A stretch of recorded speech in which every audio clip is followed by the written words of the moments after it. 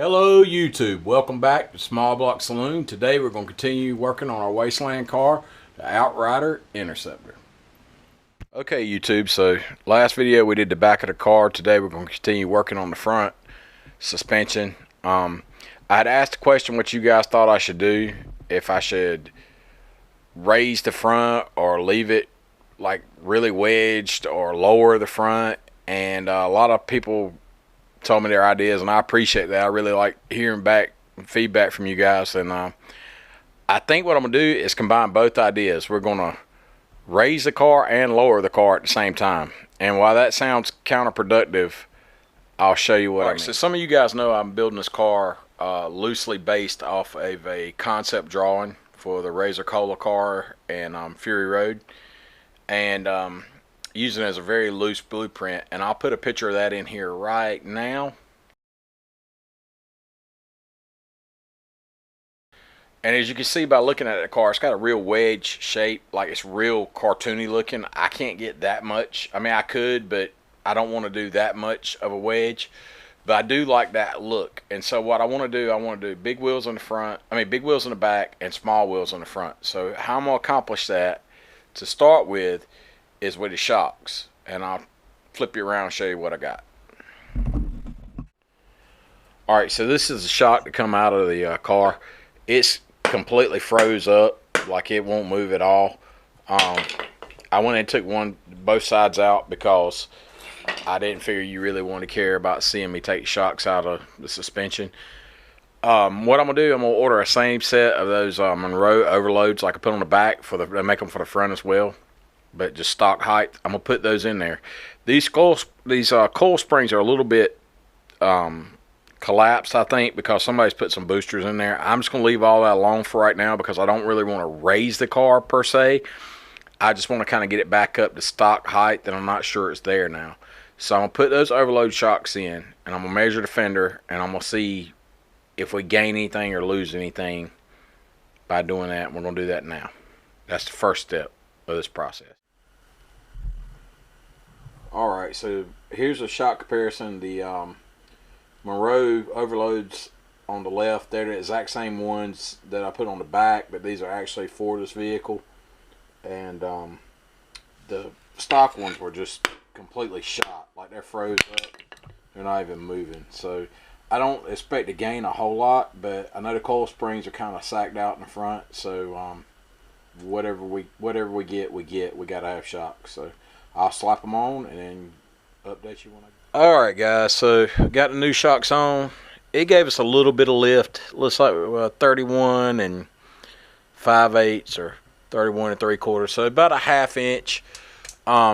It's probably those springs, they're jacked, man. I know they're sacked out, but I don't want to go through changing the springs because then I'm gonna have to change all the ball joints and the bushings. It's just gonna escalate. It's gonna be a can of worms. So we're gonna stick with just the helper springs on the overload shocks for right now, and it basically kept the height that it had with the frozen shocks, so I'm good with that. We'll have some suspension.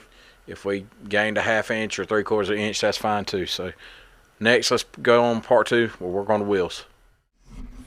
Okay, so here's the plan. This is an old factory Ford.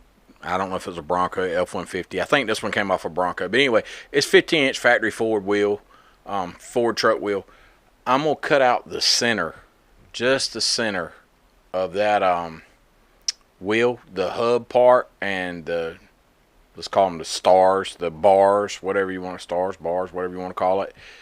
And then I have this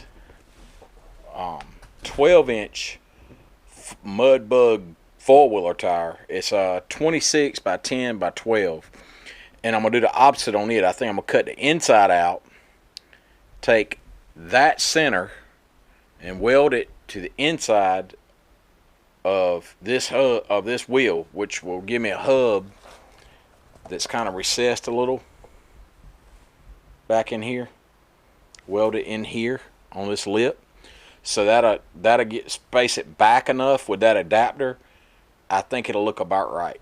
And if you look at this wheel right now, sorry, I'm one-handed. I'm trying to get better about being steady with this camera, guys. I know people get on me in the video, and rightfully so. I try to do a better job. But if you look at how big this wheel is compared to that wheel, it looks really crazy on camera right now, but I think it's going to look right on the car. I really do. I'll roll it up there and you can see what I'm talking about. Hang on, give me one. So this is our rough concept look we're after. It's just sitting on the hub. It's not bolted down or anything, but if you'll notice, we have that gap between the wheel and the top of the fender.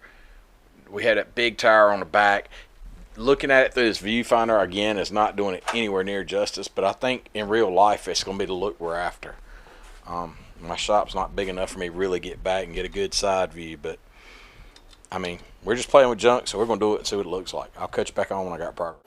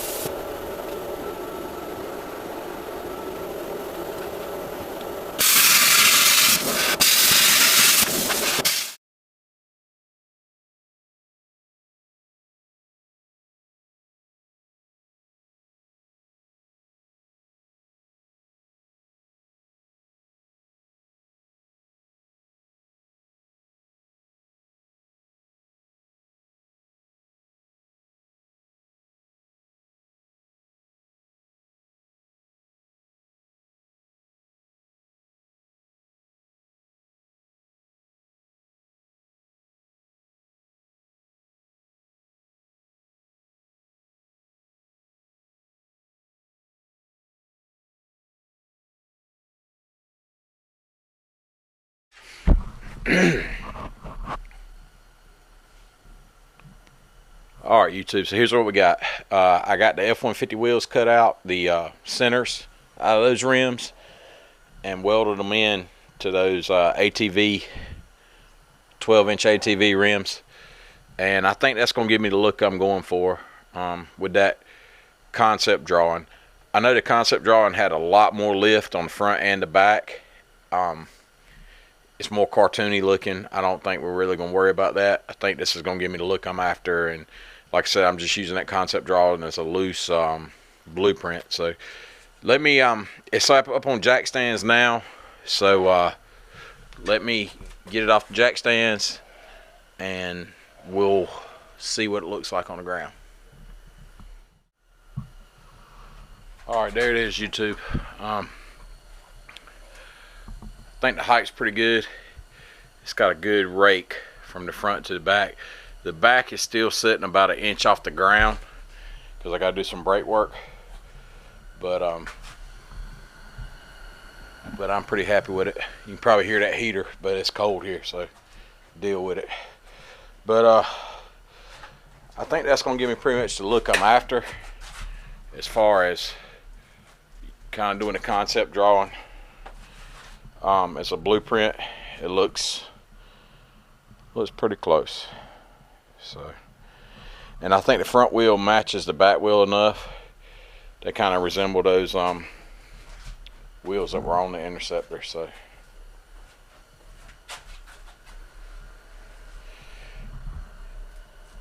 still got good height in there.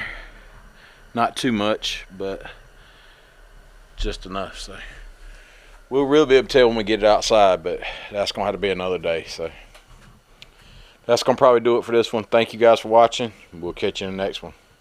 Later.